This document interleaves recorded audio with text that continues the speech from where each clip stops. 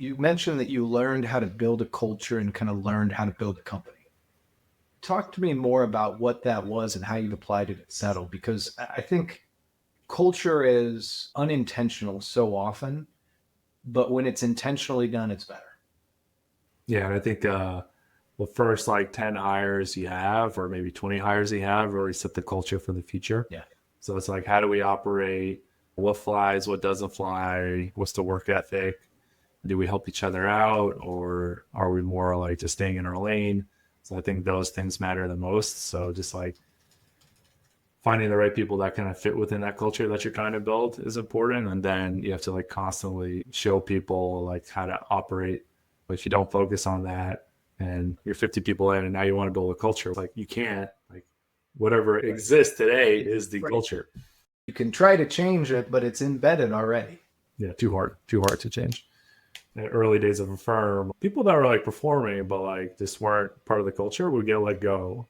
And unintentionally or intentionally, they were like, hey, we'll let this person go because of X, which is very Mm. uncommon. They were very like, no, we let this person go because they weren't jiving with the engineers or too much politics. I don't know if you watched Friends, but that episode where like Monica fires Joey from the restaurant, Yeah. it's like that kind of changed the culture of the restaurant. So I think there's something in there. We're dating ourselves because of friends' references that we've seen when they came out. Yes, yes, yes, yes, yes, yes. I think that's really cool. One of the other things you touched on that, as I talk to businesses, I think a lot of people that start their first company struggle with the balance between I need to plan, but then I just need to do. And both of us kind of rolled out with a solution that was planned. It's not like we didn't take the time to plan it, but it also wasn't fully baked. And I've just found that your best learnings are just doing things. And so people, so many first time entrepreneurs, first time companies, first time accountants, they over plan and then it's paralysis by analysis. How did you kind of balance that planning versus just getting something out there and doing and starting Settle?